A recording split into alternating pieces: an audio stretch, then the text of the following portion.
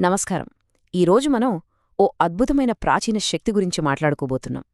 మనల్ని ముందుకెళ్లకుండా అడ్డుకునే శక్తులుంటాయి కదా, అవి బయట శత్రువుల రూపంలో అయినా సరే, మన లోపల నెగటివ్ ఆలోచనల రూపంలో అయినా సరే, వాటిని అక్కడికక్కడే స్తంభింపజేసే ఒక దివ్యమైన జ్ఞానం గురించి ఈ విశ్లేషణలో తెలుసుకుందాం.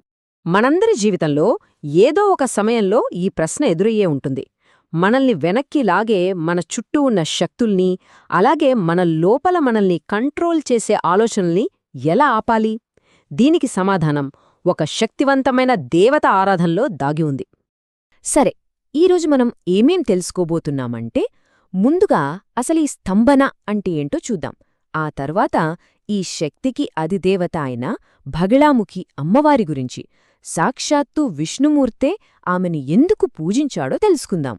ఆపై అస్సలైన యుద్ధం అంటే మన మనసులోని శత్రువులను ఎలా ఆపాలో చూసి, చివరగా ఈ శక్తిని పొందేందుకు ఎలాంటి పూజా పద్ధతులు ఉన్నాయో పరిశీలిద్దాం.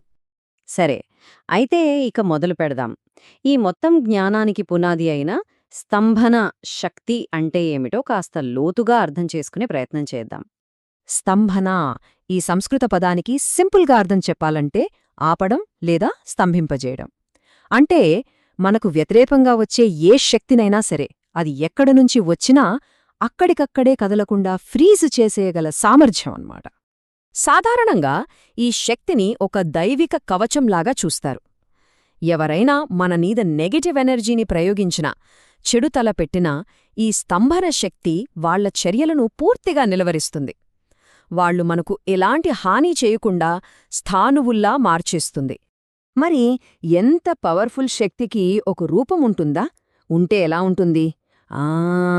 ఖచ్చితంగా ఉంది. ఆ శక్తి స్వరూపమే బగళాముఖీదేవి. ఇప్పుడు ఆ తల్లి స్వరూపం వెనుక ఉన్న అర్థాలేంటో తెలుసుకుందాం. అమ్మవారి రూపంలో మనం గమనించాల్సిన మొట్టమొదటి విషయం ఆమె వర్ణం. ఆమె పీతాంబరధారిణి, అంటే బంగారు, పసుపు రంగుతో మెరిసిపోతూ ఉంటుంది. ఈ పసుపు రంగుకి బగళాముఖీదేవి ఉపాసనకి విడదీయరాని సంబంధం ఉంది.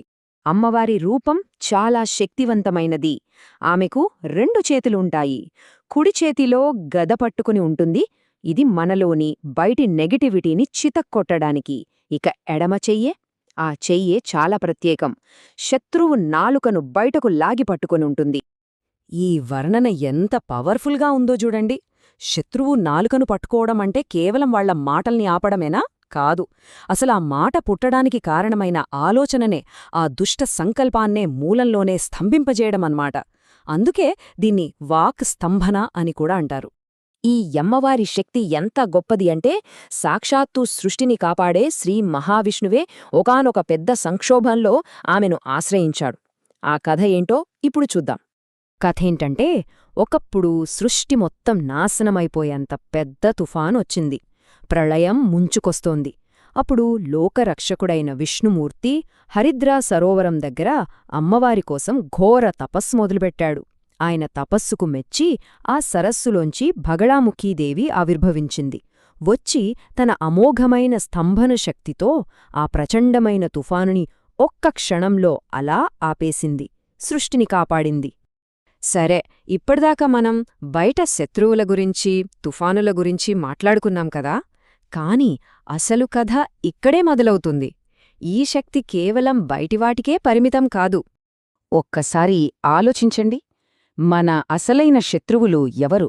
బయటున్నవాళ్లా, లేక మన లోపలే ఉన్నారా? శాస్త్రాలేం చెప్తాయంటే, మన నిజమైన శత్రువులు మనలోనే ఉంటారని. వాళ్లనాపడమే అంతఃశత్రుస్తంభన. బగళాముఖి ఉపాసనలో ఇదే అసలైన పరమార్థం. మరి ఎవరా లోపలి శత్రువులు?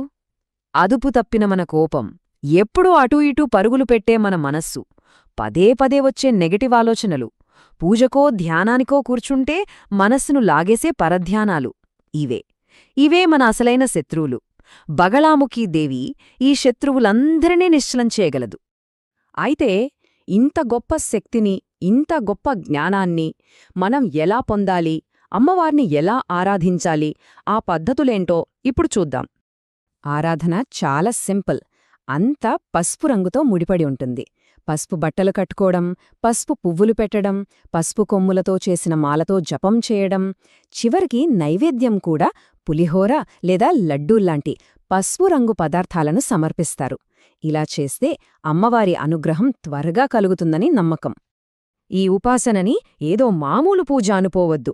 దీనికి బ్రహ్మాస్త్ర విద్య అని పేరుంది. అంటే అర్థం చేసుకోండి, ఇది కేవలం ఒక పూజ కాదు, ఒక జ్ఞానరూపంలో ఉన్న అల్టిమేట్ డివైన్ వెపన్. ఆ పేరులోనే దాని శక్తి ఏంటో తెలుస్తోంది. ఈ విద్యకి ఉన్న పరంపర కూడా మామూలైంది కాదు. మొదట సాక్షాత్తు బ్రహ్మ, విష్ణువు దీన్ని ఉపాసించారు. వాళ్లనుంచి సనక, సనందనాది మహర్షులకి, వాళ్ల ద్వారా నారదుడికి, అలా గురుపరంపరగా ఈ దివ్య జ్ఞానం మనందరి కోసం భూమిమీదకి వచ్చింది. కాబట్టి చివరగా ఒక ప్రశ్నతో ఈ విశ్లేషణను ముగిద్దాం. మనం జీవితంలో పోరాడే అతిపెద్ద యుద్ధాలు బయటివాళ్లతోనా, లేక మన లోపల మనతోనేనా? ఒక్కసారి ఆలోచించండి. ఈ విశేషాలను మరికొందరు భక్తులకు చేరవేసేలా ఈ వీడియోను షేర్ చేయండి. ఇలాంటి లోతైన ఆధ్యాత్మిక విషయాల కోసం మా ఛానల్ను సబ్స్క్రైబ్ చేసుకోండి.